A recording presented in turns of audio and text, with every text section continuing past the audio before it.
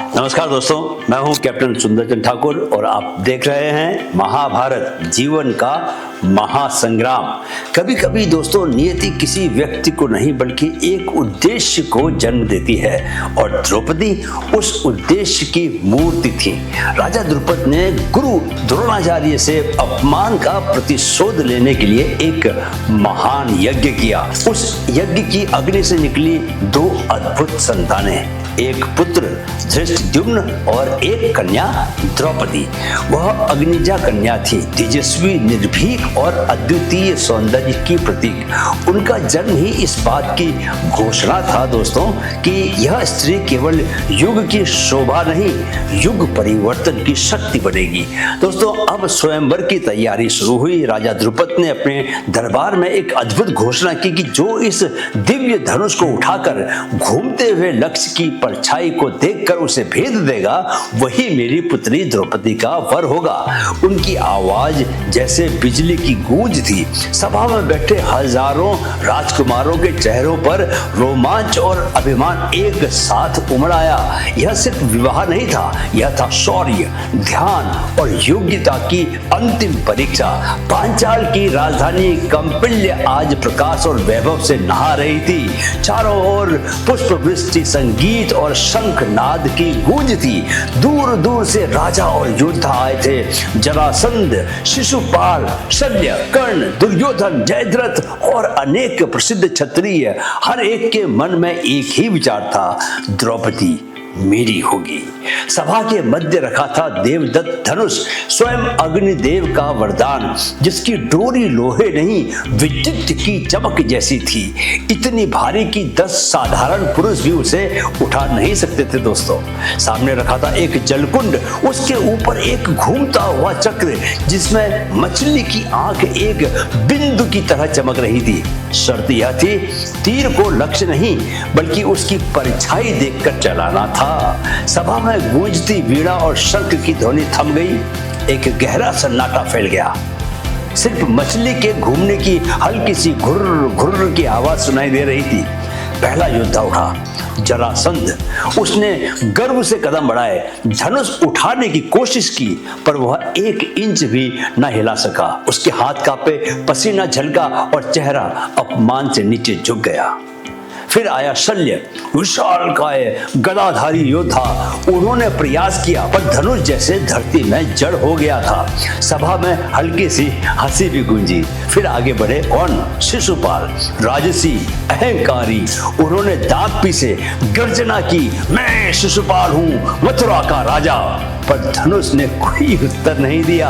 अब बारी आई कर्ण की दोस्तों, जिसके चेहरे पर आत्मविश्वास की ज्वाला धधक रही थी। वह धीरे धीरे उठा। उसकी चाल में एक अद्भुत स्थिरता थी, अद्भुत आत्मविश्वास था। सभा उसकी ओर देखने लगी। वह धनुष के पास पहुंचा और बस जैसे ही उसने हाथ रखा धनुष पर, पूरी सभा में तनाव की लहर दौड़ गई। दोस्तों वह क्षण सिर्फ एक प्रतियोगिता का क्षण नहीं था, वह अहंकार बनाम योग्यता का निर्णायक मोड़ था। हर राजा, हर योद्धा अब जानने वाला था कि भाग्य किसका साथ देगा और किसके लिए यह स्वयंवर एक शाप बन जाएगा। सभा में जब जब कोई योद्धा असफल होता, कर्ण की आंखों में दृढ़ता और तीक्ष्णता बढ़ती जाती। वह जानता था धनुष को उठाने की शक्ति उसमें है, पर शायद नियति उसे एक अलग इतिहास के लिए चुन चुकी थी। दोस्तों वह उठा, ऊंचे कद का, दमकते कवच उसके और शांत पर आत्मविश्वासी चाल के साथ धनुष के पास पहुंचा। उसकी देह से सूर्य की आभा झलक रही थी और चेहरे पर वह सच्चा आत्मविश्वास जो केवल अपने कौशल से आता है, वंश से नहीं आता। सभा में हलचल मच गई। यह कर्ण है, अंग देश का राजा, यह भी इस प्रतियोगिता में हिस्सा लेगा। वह बिना उत्तर दिए धनुष के समीप पहुंच चुका था। उसने दोनों हाथों से देवदत्त धनुष को थामा और क्षण भर में उसे उठा लिया, जैसे वह उसके लिए ही बना हो। सभा में जय घोष की लहर उठ गई। वाह वाह, धनुष तो उठ गया, धनुष तो उठ गया। द्रुपद की आंखों में आश्चर्य, दुर्योधन के होंठों पर मुस्कान और अर्जुन के हृदय में एक हल्का सा कंपन हुआ। लेकिन तभी सभा के बीच से एक कोमल पर दृढ़ आवाज गूंजी, रुकिए। सभी की दृष्टि द्रौपदी पर गई। वह सिंहासन से उठी, उनकी आंखें शांत पर तीव्र थी, जैसे न्याय स्वयं खड़ा हो गया हो। उन्होंने कहा, क्या कहा? मैं किसी सूत पुत्र से विवाह नहीं करूंगी। शब्द गिरते ही दोस्तों सन्नाटा छा गया पूरी सभा में। समय जैसे ठहर गया हो। सभा में बैठे राजा, मंत्रियों और दर्शकों ने एक दूसरे को देखा। कर्ण की मुट्ठियां कस गई, उसकी आंखों में अपमान की अग्नि जल उठी। वह बोला कुछ नहीं, बस हल्के से मुस्कुराया, धनुष नीचे रखा और धीरे धीरे पीछे हट गया। लेकिन उसके भीतर एक प्रतिज्ञा जन्म ले चुकी थी। आज जो मुझे सूत पुत्र कहकर ठुकराया गया, एक दिन वही लोग मेरे नाम से कांपेंगे। उसके मन का सूर्य अब तेज नहीं, जलता हुआ, धधकता हुआ बन चुका था। उस क्षण द्रौपदी का वह एक वाक्य इतिहास की सबसे भारी कीमत वाला शब्द बन गया। उस अपमान ने कर्ण को दुर्योधन का सखा बना दिया, दोस्त बना दिया और महाभारत की अग्नि को पहली चिंगारी दे दी। दोस्तों, यही है मानव मन की सबसे खतरनाक गहराई। कभी एक अस्वीकार किसी को जागृत कर देता है और किसी को जला देता है। कर्ण के लिए यह वाक्य सिर्फ शब्द नहीं था, वह उसके अस्तित्व पर प्रहार था, जिसे उसने प्रतिशोध की प्रतिज्ञा में बदल दिया। वह दिन गया पर वह अपमान कभी गया नहीं, और इतिहास ने देखा कि कर्ण वही बना जिसे सम्मान नहीं मिला, पर जिसने सभी को अपनी शक्ति से झुका दिया। तो सभा अब निराशा से भारी हो चुकी थी, हर ओर मायूसी और फुसफुसाहट। क्या कोई भी इस धनुष को नहीं उठा सकता? राजा द्रुपद के मन में चिंता उभर आई थी। क्या मेरी पुत्री का भाग्य इतना कठिन है कि कोई योग्य वर ही नहीं? तभी सभा के पीछे से एक ब्राह्मण वस्त्र पहने शांत और संयमी युवक आगे बढ़ा। वह था अर्जुन। न उसके पास राजसी आभूषण थे, न किसी राजवंश का परिचय, बस उसकी आंखों में अडिग विश्वास था। सभा में बैठे लोग फुसफुसाने लगे, यह कौन है? साधारण सा ब्राह्मण? दुर्योधन ठहाका मार के बोला, यह ब्राह्मण धनुष उठाएगा? यह ब्राह्मण? शिशुपाल मुस्कुराया, लगता है आज पांचाल में तमाशा होने वाला है। पर अर्जुन की दृष्टि निर्विकार रही। वह धीरे से आगे बढ़ा, झुका और राजा द्रुपद को उसने प्रणाम किया। फिर कहा, कर्म से बढ़कर कोई पहचान नहीं होती। बस यह वाक्य सभा में गूंजा और हवा जैसे थम गई। दोस्तों, वह धनुष के समीप पहुंचा। उसने बिना गर्व, बिना घमंड के धीरे से देवदत्त धनुष को उठा लिया और वह उठ गया, जैसे उसे अपने स्वामी का इंतजार था। भीष्म, विदुर और द्रुपद तीनों विस्मय में थे। द्रौपदी की आंखों में कौतूहल था और दूर खड़े कृष्ण मुस्कुरा रहे थे। अर्जुन ने डोरी चढ़ाई, आंखें बंद की, शरीर स्थिर, सांसें शांत और मन केवल एक बिंदु पर केंद्रित। उसने जलकुंड की ओर देखा और तीर को चलाया। तीर हवा में गया, घूमते चक्र को उसने पार किया और मछली की आंख के बीचों बीच लगा। एक क्षण के लिए सन्नाटा, फिर जय घोष हुआ, जय अर्जुन, जय अर्जुन, जय वीर ब्राह्मण। सभा में हर दिशा से पुष्प बरसने लगे। राजा द्रुपद खड़े हुए, तुमने असंभव को संभव कर दिखाया। द्रौपदी आगे बढ़ी, उनकी आंखों में श्रद्धा थी, हाथों में वरमाला। उन्होंने उसे अर्जुन के गले में डाल दिया। दुर्योधन का चेहरा कठोर हो गया।